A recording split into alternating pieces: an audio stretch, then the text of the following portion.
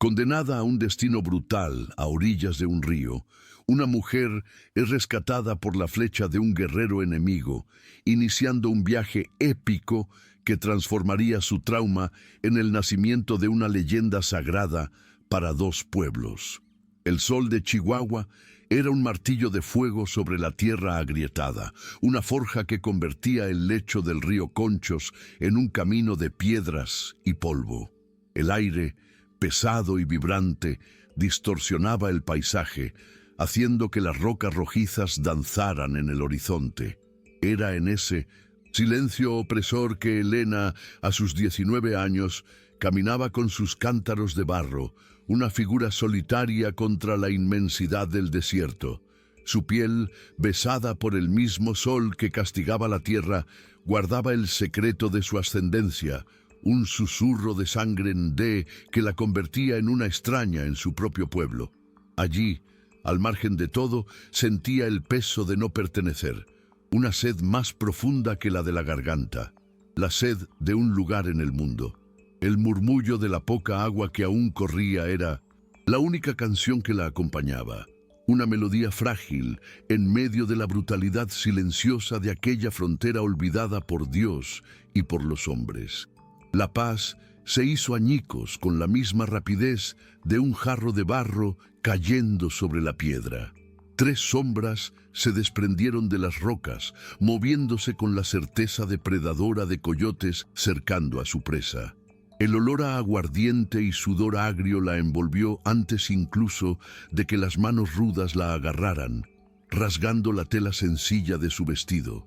Una risa sucia resonó por el lecho seco del río, ahogando su grito mudo, un sonido atrapado en la garganta por el terror.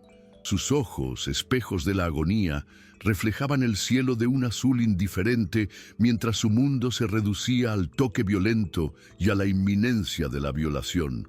Fue entonces que un silbido letal, un soplo fantasma, cortó el aire pesado. La flecha, negra y precisa, encontró la garganta del agresor principal, que cayó con un gorgoteo de sangre y sorpresa.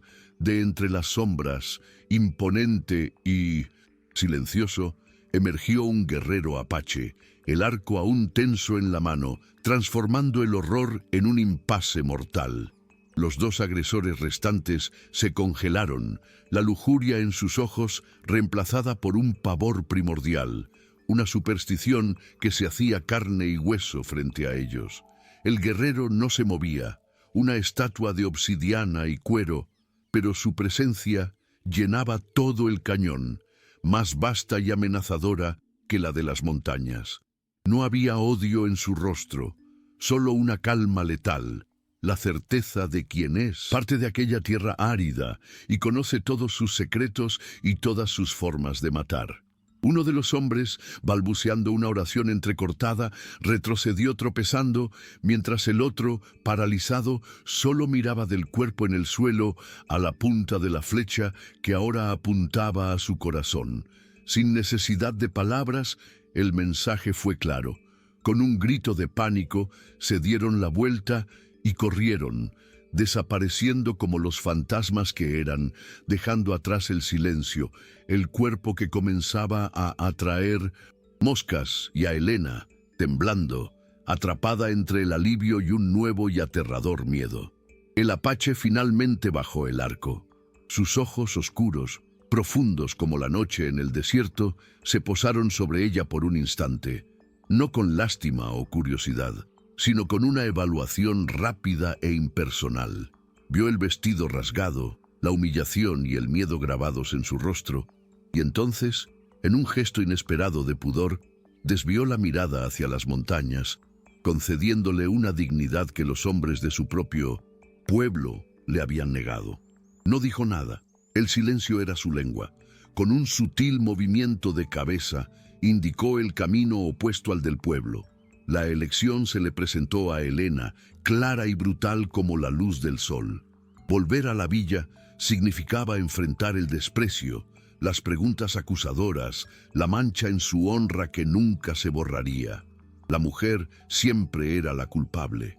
Seguir a aquel extraño era sumergirse en lo desconocido, abrazar las historias de terror que la hicieron crecer. Pero en 1910, aquellos ojos, por un breve momento, no vio a un monstruo, sino la misma soledad que habitaba en su alma. El mundo se dividió en dos caminos. Uno, de tierra apisonada, llevaba de vuelta a las paredes de adobe, a las misas de domingo y a las miradas de reojo que la medían y la descartaban por su sangre mezclada. Casi podía oír los cuchicheos, la forma en que su desgracia se convertiría en un cuento de advertencia susurrado en los patios, la culpa recayendo sobre ella como un manto pesado y sucio. El otro camino era solo piedra y espinas, y conducía al corazón del territorio prohibido, guiado por un hombre cuyo pueblo era sinónimo de salvajismo y muerte. Sin embargo, el salvajismo que acababa de experimentar usaba botas de colono y hablaba su propia lengua. Con el corazón latiendo a un ritmo frenético contra las costillas, Elena miró una última vez el sendero familiar y vio en él solo una jaula. Lentamente, con la dignidad de quien no tiene nada más que perder, se dio la vuelta y dio el primer paso en la dirección que el guerrero había señalado. Un paso que la alejaba de su vida y la arrojaba al abrazo despiadado del desierto. Él no esperó ni miró hacia atrás para confirmar su decisión. Él simplemente comenzó a caminar, asumiendo que la supervivencia era un instinto universal. Su ritmo era el del propio desierto, constante, incansable y silencioso. Se movía con una fluidez que lo hacía parte del paisaje, los pies encontrando apoyo seguro entre las rocas sueltas, el cuerpo leyendo el terreno con una sabiduría ancestral. Para Elena, cada paso era una batalla. Sus zapatos, inadecuados, pronto se convirtieron en una tortura, y la sed, antes una preocupación lejana, se volvió una brasa en su garganta. El sol, que antes solo la calentaba, ahora la azotaba sin misericordia, y el silencio entre ellos era más denso y aterrador que cualquier grito. Ella se concentraba solo en la espalda ancha y recta del guerrero frente a ella, un faro sombrío en un océano de luz cegadora. La única y aterradora promesa de que el próximo paso no sería el último, cuando el vértigo amenazó con tragarse a Elena, haciendo que el mundo girara en un borrón de ocre y azul. Nakia se detuvo. La observó vacilar, su cuerpo traicionando la resiliencia que la mente intentaba mantener. Sin una palabra, cambió de dirección, llevándola a un montículo de rocas que parecía tan sin vida como el resto del paisaje. Para los ojos de ella era solo otro pedazo de desierto. Para él era un mapa. Señaló una línea casi imperceptible de vegetación más verde, siguiéndola hasta la base de una gran piedra. Allí, con las manos callosas, comenzó a cavar en la arena húmeda. Pronto, un pequeño charco de agua lodosa comenzó a formarse, un milagro líquido brotando del corazón de la sequía. Él bebió primero, un sorbo rápido para probar, y luego se apartó, ofreciéndole el regalo más preciado de aquella tierra, un trago de vida. Los días se fundieron en una rutina brutal de caminar y sobrevivir. Durante una escalada, una piedra afilada abrió un corte feo en la pierna de Nakia. Él lo ignoró, como parecía ignorar el dolor, el calor y el cansancio, pero Elena vio el enrojecimiento que comenzó a extenderse, la línea de fiebre que subía por la piel. Aquella noche, mientras él limpiaba la herida con una expresión impasible, ella sintió un impulso más fuerte que el miedo. Rebuscó en su memoria, buscando las enseñanzas de su abuela, las lecciones sobre las plantas que curan. Encontró un arbusto de creosota, cuyas hojas pequeñas y resinosas eran un poderoso antiséptico. Con manos temblorosas, machacó las hojas entre dos piedras y, acercándose al guerrero silencioso, le ofreció la pasta verde. Él la miró fijamente, los ojos indescifrables bajo la luz de la luna, y después de un largo momento asintió, permitiendo que ella cuidara de su herida. El gesto de Elena abrió una grieta en la muralla de silencio que los separaba.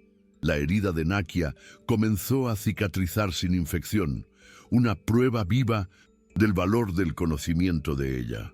A cambio, la tutela de él se volvió más deliberada. Se detenía de repente a medio camino, no para descansar, sino para señalar un conjunto de huellas casi invisibles en la arena, dibujando con una rama la forma de un venado o de un conejo. Le enseñó a identificar el cacto que guardaba agua potable en su interior y la corteza del árbol que, al quemarse, producía un humo que ahuyentaba a los insectos. A veces, una palabra se escapaba en su lengua gutural, el nombre endé para una montaña o una estrella, y Elena, con vacilación, respondía con el nombre en español. Era un intercambio lento, un diccionario rudimentario creado entre dos mundos, donde el respeto era la única gramática que ambos entendían, y la supervivencia era la lección de cada día. En las noches frías del desierto, bajo un manto de estrellas tan brillantes que parecían al alcance de la mano, el fuego se convertía en el centro de su pequeño universo. El silencio nocturno era diferente, menos opresor y más introspectivo. Fue en una de esas noches que Nakia, mirando las llamas danzantes, habló. Su voz, grave y poco usada, le contó sobre Usen, el creador, que moldeó a los apaches del polvo de la misma tierra sagrada que pisaban. Habló sobre cómo las montañas eran los huesos del mundo y los ríos, sus venas. No era una predicación, sino el compartir una verdad profunda, una visión del mundo donde todo estaba conectado. Elena escuchaba, fascinada, reconociendo en aquellas las historias de su abuela sobre la madre tierra. Allí, en la vasta oscuridad, las barreras de miedo y prejuicio se disolvían, y ella veía solo a un hombre lamentando la pérdida de su pueblo y aferrándose a las historias que lo mantenían vivo. El sonido que los alertó no fue el de una patrulla o de un depredador, sino algo mucho más desolador, el llanto débil e intermitente de un niño. Escondidos detrás de un saliente rocoso, avistaron la fuente del sonido. No era una banda de 1900 guerreros temibles, sino una familia reducida a lo esencial de la supervivencia. Una mujer anciana, con el rostro surcado como la propia tierra del desierto, y dos niños pequeños cuyos ojos grandes y asustados reflejaban el hambre y el miedo. Estaban acorralados en una pequeña gruta, la ropa hecha jirones, la desesperación cerniéndose sobre ellos como un buitre paciente. La mirada de la abuela se cruzó con la de Elena, y por un instante el miedo y la desconfianza ancestral se encendieron en los ojos de la anciana al ver a una mexicana. En aquel espejo de sufrimiento, Elena no vio a un enemigo. Se vio a sí misma, una huérfana abandonada a su suerte en un mundo hostil. El instinto de Nakia fue de cautela, su cuerpo tensándose, evaluando la amenaza que aquella exposición representaba para todos ellos. Cualquier ruido podría condenarlos, pero Elena actuó antes de que el pensamiento pudiera convertirse en vacilación. Se movió lentamente, con las manos abiertas y visibles, un gesto universal de paz. De su pequeña bolsa sacó un trozo de carne seca que había estado guardando con avaricia y se lo extendió al niño mayor. Después se acercó a la abuela y, en un español suave, la misma lengua que los soldados usaban para gritar órdenes de exterminio, ofreció palabras de consuelo, preguntando por la fiebre del más pequeño. En ese momento, ella no era ni mestiza ni indígena. Era simplemente un ser humano respondiendo al llamado de otro. Usó lo que aprendió con su abuela y con Nakia, encontrando una raíz para masticar y aliviar la sed, uniendo sus dos mundos en un único acto de compasión. Nakia observó la escena en silencio y por primera vez, Elena vio algo más allá de la vigilancia en sus ojos. Era un atisbo de profundo respeto, un reconocimiento que trascendía las palabras. Él vio la fuerza de ella. No la fuerza de un guerrero que quita la vida, sino la de una curandera que la afirma, incluso al borde de la aniquilación. La compasión de ella, nacida de su propio dolor, era un arma tan poderosa como cualquier flecha. Cuando la familia estuvo más tranquila, él se unió a ellas, no con la distancia de un protector, sino con la familiaridad de un pariente perdido. Compartió con ellos lo poco de su propia comida y usando señas y palabras suaves les dio instrucciones sobre una ruta segura a través de las montañas, un camino que las patrullas raramente usaban. Aquella noche, cuando partieron, la anciana apache tocó el brazo de Elena en un gesto de gratitud, un lazo forjado en el fuego de la adversidad, uniendo a 3 generaciones de sobrevivientes. Lejos de allí, en el pueblo que Elena había dejado atrás, la venganza comenzaba a echar raíces.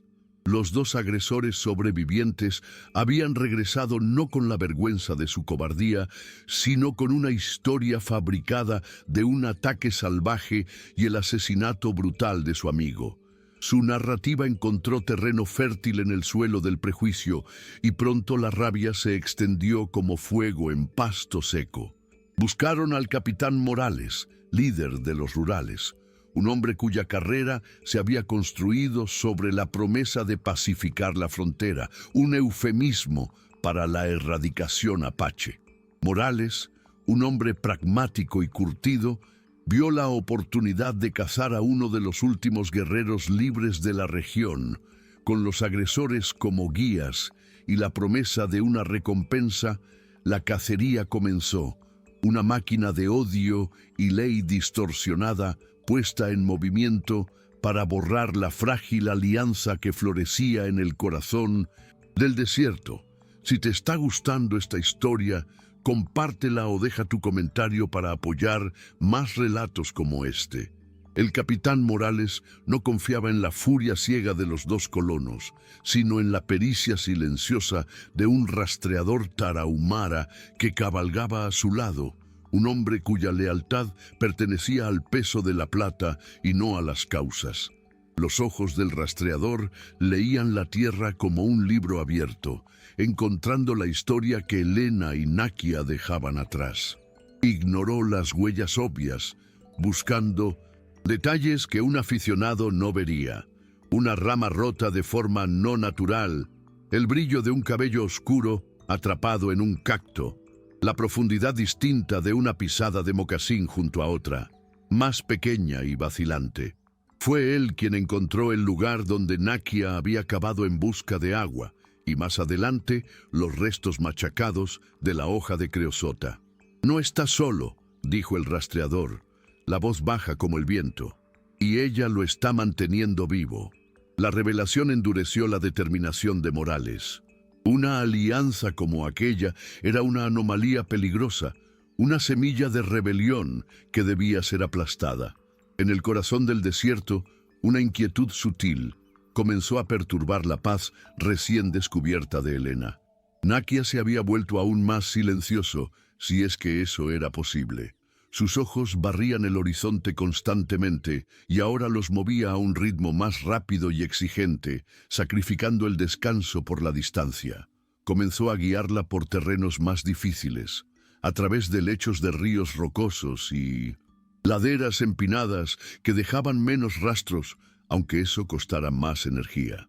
Cierta tarde, se detuvo y con una rama le mostró cómo barrer sus huellas en la arena suelta, un gesto que borraba su pasado reciente. La lección era clara. Ya no solo estaban viajando, estaban huyendo. El desierto, que se había convertido en un maestro, ahora se revelaba como un cómplice exigente, y el miedo, que había disminuido, regresaba como una sombra fría, recordándole a Elena que la supervivencia era una tregua y no una victoria. El peligro se materializó en una tarde sin nubes, cuando el aire estaba tan quieto que se podía oír el zumbido de una abeja a metros de distancia. Nakia, con un movimiento súbito y silencioso, la empujó hacia una grieta estrecha entre 2 rocas, su cuerpo formando una barrera protectora frente a ella. Se llevó un dedo a los labios, los ojos fijos en un punto distante en el valle de abajo. Elena contuvo la respiración, el corazón martillando contra las costillas con una violencia que temía que pudiera ser escuchada.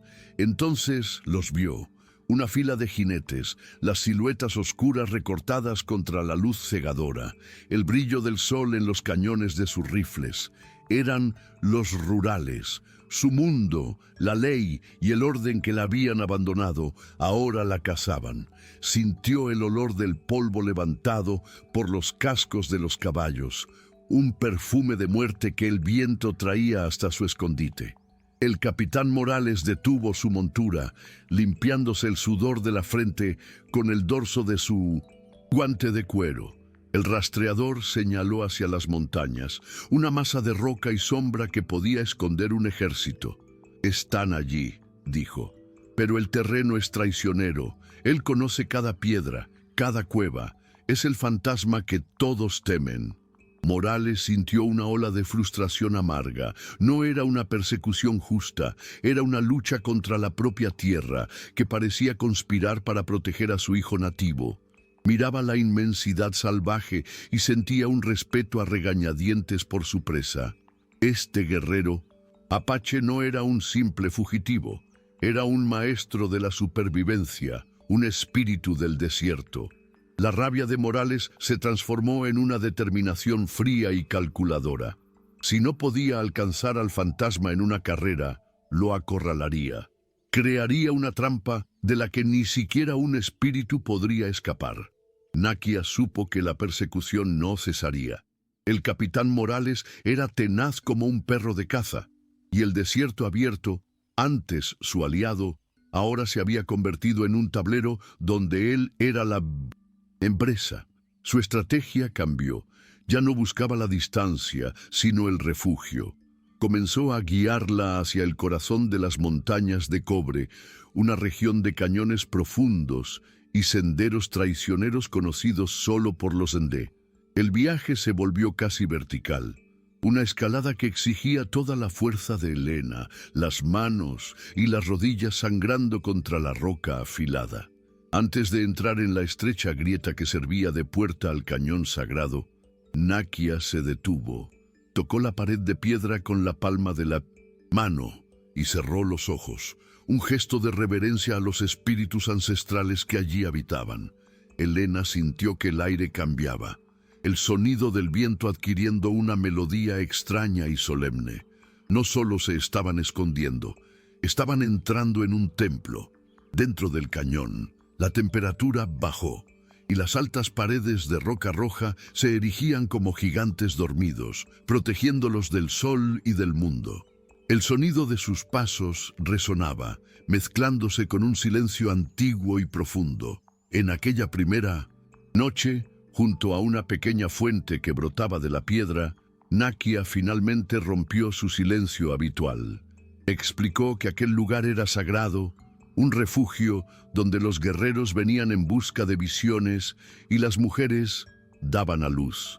La llevó hasta una pared lisa y bajo la luz de la luna, ella pudo ver los contornos tenues de pictografías antiguas, cazadores, bisontes y figuras espirituales danzando a través de los siglos. «Esta es la memoria de mi pueblo», dijo él, la voz cargada de una tristeza ancestral. «Cada dibujo es el alma de uno que se fue». Elena comprendió la inmensidad de la confianza que él había depositado en ella al llevarla allí. Ya no era una extraña, era la guardiana de un secreto sagrado. En los días que siguieron, una frágil rutina de paz se instaló en el cañón sagrado. La vigilancia constante dio paso a una calma contemplativa. Fue en ese interludio de silencio que Elena, sentada cerca de la fuente, se atrevió a hacer la pregunta que flotaba entre ellos desde el principio. «Perdiste a tu familia, ¿verdad?» Nakia no la miró, manteniendo la vista fija en las brasas de la pequeña fogata. Por un largo tiempo, ella pensó que no respondería. Entonces, con la voz entrecortada por el dolor que el tiempo no curó, habló. No describió la batalla o la violencia, sino el humo que olía a pino quemado y el silencio que siguió. Un silencio donde antes estaba la canción de su esposa y los gritos de juego de su hijo. Habló del pequeño caballo de madera que estaba haciendo para el niño, dejado sin terminar. En ese momento dejó de ser el guerrero imponente y se convirtió en un hombre, ahogado en una pérdida tan vasta como el propio desierto. Mientras el alma de Nakia se revelaba a Helena, el círculo de hierro se cerraba a su alrededor. El rastreador Tarahumara encontró la entrada del cañón, no por el sendero, sino por un nido de águila que Nakia le había señalado a Helena días antes, un detalle que para el rastreador indicaba un punto de observación. Capitán Morales, al ver la formación rocosa, sonrió con una sombría satisfacción. Conocía las tácticas de asedio. Un ataque directo sería un suicidio, una invitación a una lluvia de flechas de un enemigo invisible. En cambio, actuó con la paciencia de una araña. Despachó pequeños grupos de sus hombres más experimentados para bloquear las pocas salidas posibles del laberinto de cañones. No necesitaba entrar, solo necesitaba esperar. El agua y la comida dentro del cañón no eran infinitas. Santuario, como había previsto, se había convertido oficialmente en una tumba.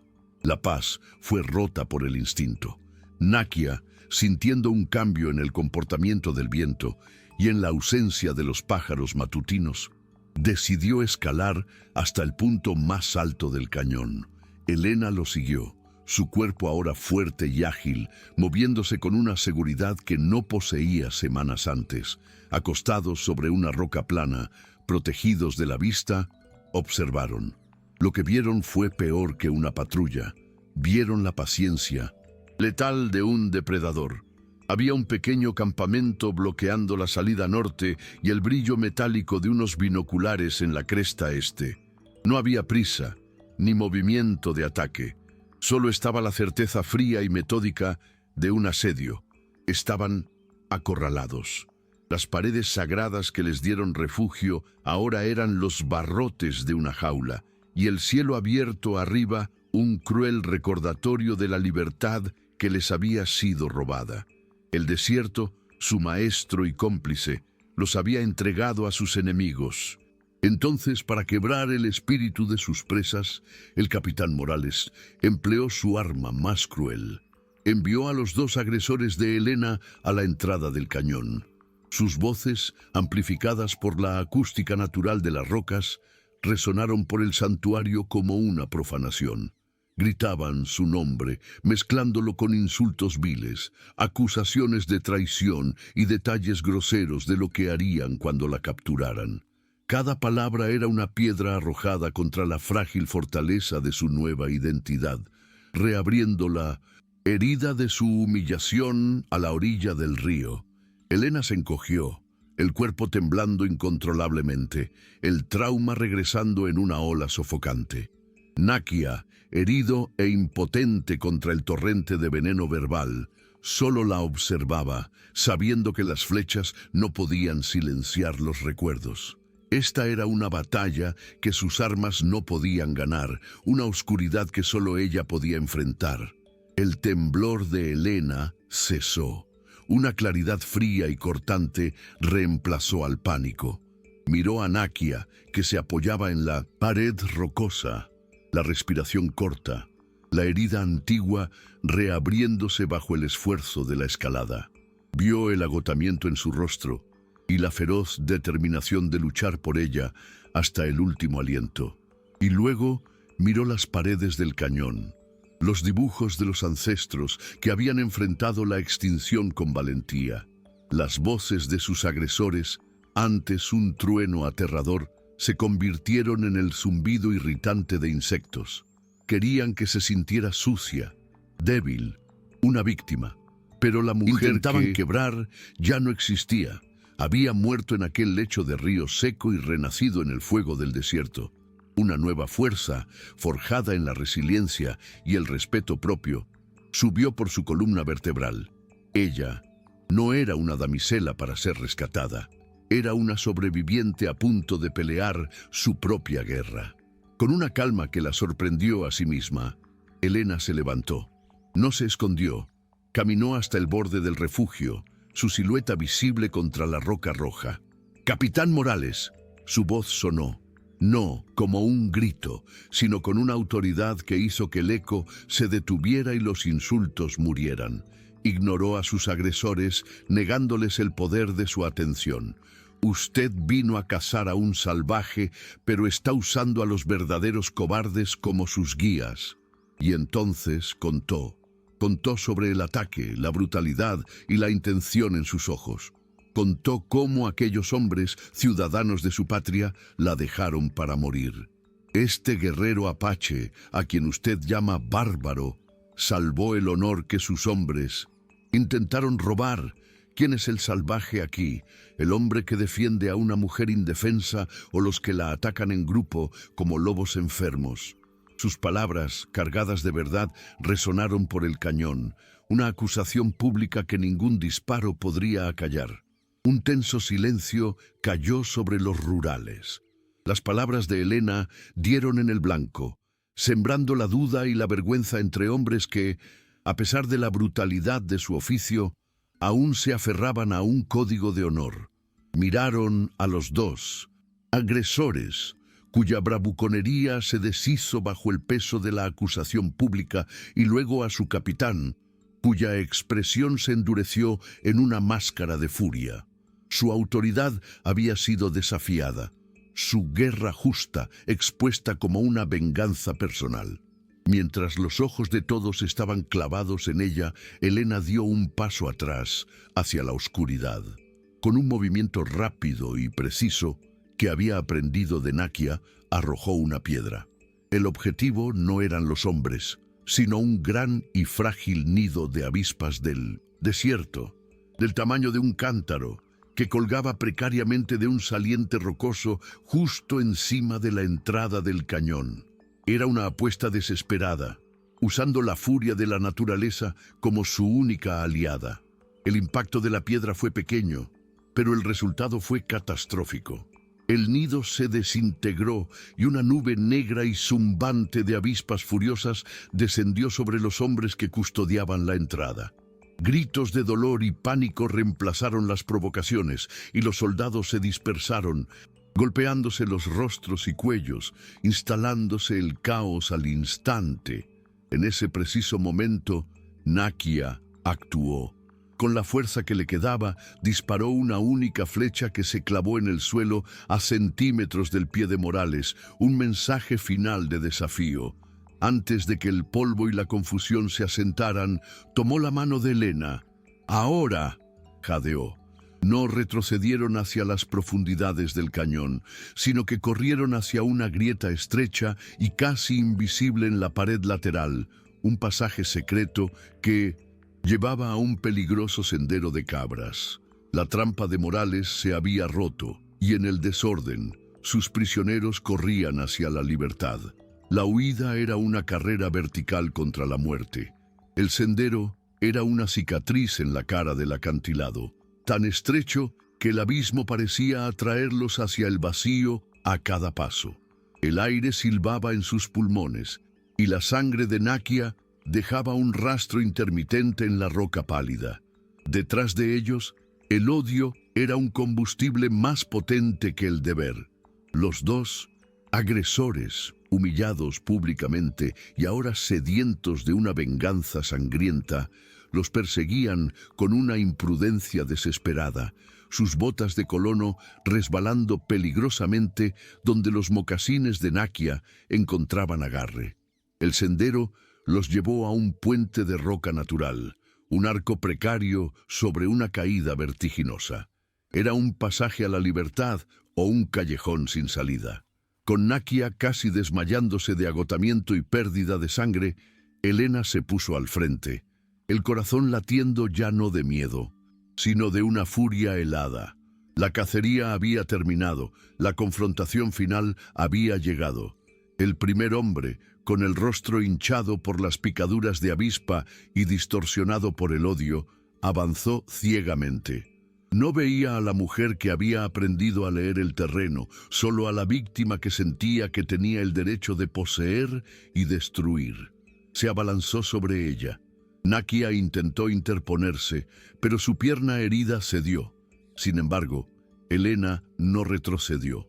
Esperó hasta el último segundo y en lugar de esquivarlo, giró y golpeó con el talón con toda su fuerza en una fisura en la piedra que había notado momentos antes.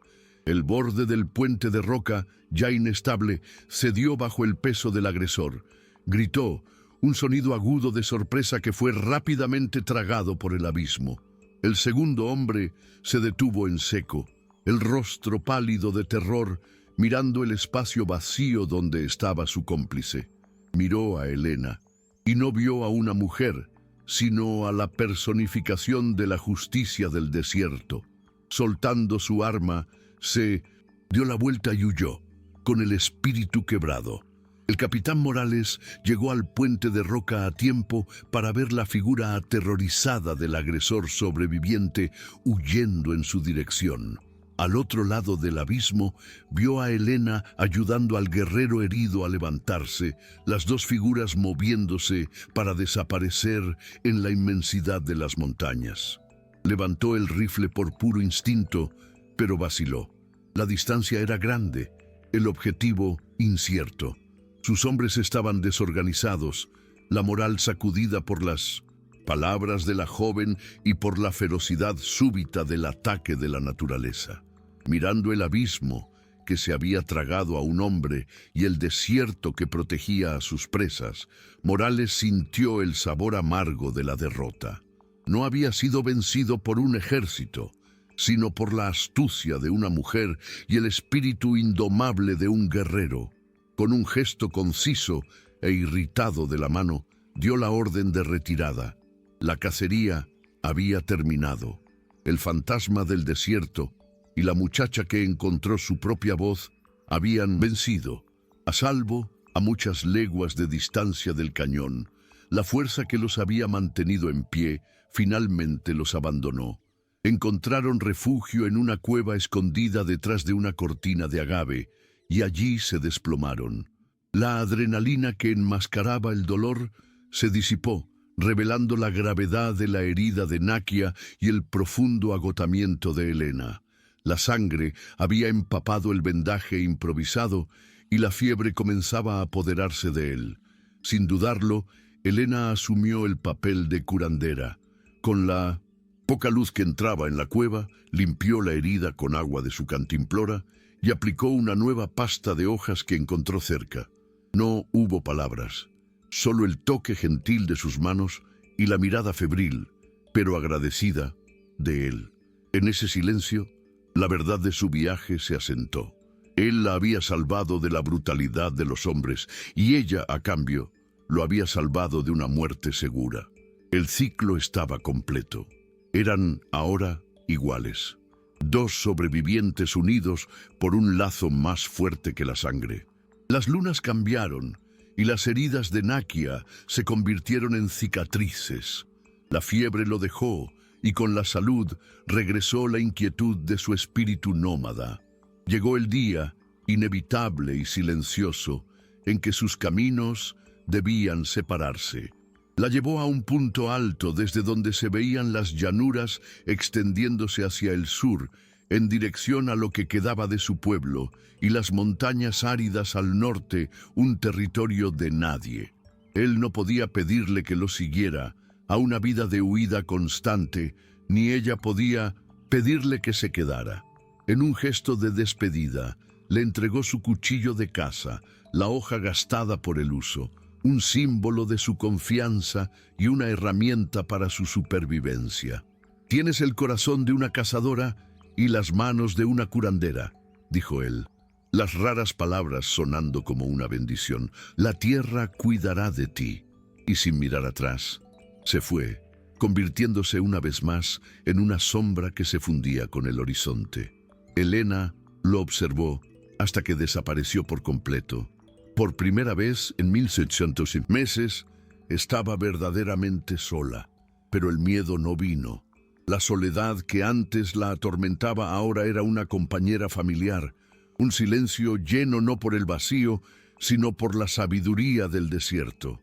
Sostuvo el mango del cuchillo, el cuero calentado por el calor de la mano de él, y sintió una fuerza inquebrantable dentro de sí. Ya no era la niña huérfana del pueblo, ni una seguidora de un guerrero apache. Era Helena, la mujer que había enfrentado a sus demonios y encontrado su propia alma en la sequedad de la tierra. Descendiendo la montaña, no buscó un camino de regreso al mundo de los hombres, sino un lugar para sí misma. Lo encontró en un pequeño oasis escondido, alimentado por un manantial subterráneo que mantenía un tramo del lecho del río perpetuamente húmedo, el verdadero río seco de su nueva vida. El tiempo en el desierto no se mide en días, sino en estaciones. Las lluvias vinieron y se fueron, y la primavera hizo que las flores del cacto brotaran en colores vibrantes. Helena echó raíces en su oasis, construyó un pequeño refugio de adobe y piedra, y a su alrededor cultivó un jardín de hierbas curativas, un santuario de vida en medio de la aridez. Su existencia, al principio, era un secreto bien guardado por la tierra, pero el desierto no guarda secretos para siempre. Un día, una familia Ende, enferma y hambrienta, encontró su camino hasta allí, guiada por la improbable línea de verde. Helena los acogió, los alimentó y trató sus enfermedades sin hacer preguntas. Semanas después, fue un vaquero mexicano con una pierna rota que se arrastró hasta su puerta, delirando de dolor. Ella lo cuidó con la misma dedicación. Las historias comenzaron a extenderse, susurradas en dos lenguas diferentes, alrededor de fogatas lejanas. Hablaban de un espíritu, una guardiana que vivía en el lugar que llamaban Río Seco. Decían que no pertenecía a ningún pueblo y por lo tanto pertenecía a todos. Los apaches la veían como la hija de la tierra, bendecida con el conocimiento. Los mexicanos pobres y los peones la veían como una santa del desierto, una curandera milagrosa. La leyenda se consolidó cuando un joven soldado de los rurales, mordido por una serpiente de cascabel y abandonado por su patrulla, fue encontrado al borde de la muerte. Despertó días después en un petate suave, la fiebre y el veneno desaparecidos, con un tazón de caldo caliente a su lado. Nunca vio el rostro de su salvadora. Antes de partir, encontró solo una cantimplora de agua fresca y sus botas, limpias y remendadas, esperándolo en la entrada de la gruta. Llevó la historia de vuelta a la civilización, la historia de una misericordia que no merecía, venida de un fantasma benevolente del desierto. Los años pasaron, tiñendo de plata los cabellos negros de Helena y profundizando las líneas de sabiduría en su rostro. Se había vuelto tan parte del paisaje como las acacias y los saguaros. Su vida era un ritual de servicio silencioso y comunión con la tierra. En una noche de luna, llena mientras molía raíces en un mortero de piedra, un sonido cortó el silencio. El chillido distintivo de un tecolote llanero, repetido 3 veces. No era el llamado de un ave cualquiera. Era la señal que Nakia le había enseñado, el código que los exploradores en D usaban para comunicar que el camino estaba seguro y que estaban en paz. Helena levantó la mirada hacia las crestas oscuras de las montañas. No vio a nadie, pero una sonrisa serena tocó sus labios. Él estaba vivo. La promesa, silenciosa que se hicieron el uno al otro, de sobrevivir y perseverar, aún se mantenía. Aquel sonido era un lazo invisible que atravesaba el desierto, la prueba de que la gratitud y el respeto nunca desaparecían. No volvió al mundo de los hombres, ni se unió al pueblo de las sombras. Encontró su lugar en el umbral, en ese espacio frágil y a menudo olvidado entre el odio y el miedo. Helena, la muchacha mestiza que no pertenecía a ningún lugar, se convirtió en el centro de su propio mundo, un puente construido con compasión y valentía. Transformó el veneno de su trauma en el antídoto para los otros, el dolor de su exclusión en un abrazo que acogía a todos los parias. Su historia dejó de ser sobre huir y pasó a ser sobre echar raíces. La guardiana del río seco no era una leyenda sobre magia, sino sobre la fuerza humana en su forma más pura, la capacidad de encontrar la propia identidad no en la sangre que se hereda, sino en las elecciones que se hacen y en las vidas que se tocan. Su legado era la prueba de que incluso en la tierra más dura, la esperanza puede florecer. Así, la historia de Helena se entrelazó con la de la propia tierra, convirtiéndose en un susurro en el viento que barre los cañones y una leyenda contada para dar esperanza a los desesperados. Ella probó que la identidad no es una prisión definida por el nacimiento, sino un territorio vasto a ser explorado y reclamado a través de nuestras acciones.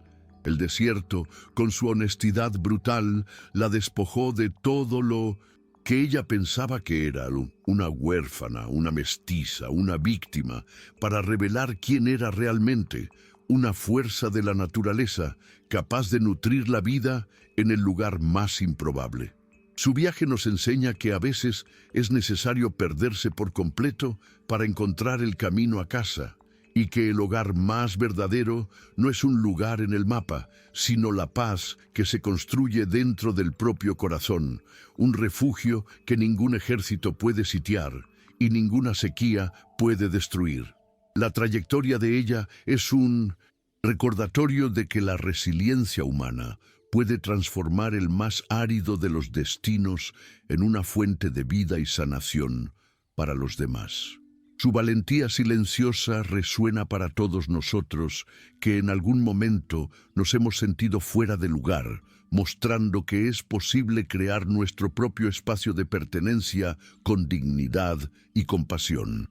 Si esta trayectoria te inspiró, suscríbete al canal, comparte para ayudar a que más personas conozcan historias de superación y cuéntanos en los comentarios desde qué ciudad o país nos estás acompañando. Tu participación nos ayuda a seguir trayendo relatos que fortalecen el espíritu y nos conectan. Muchas gracias por acompañarnos.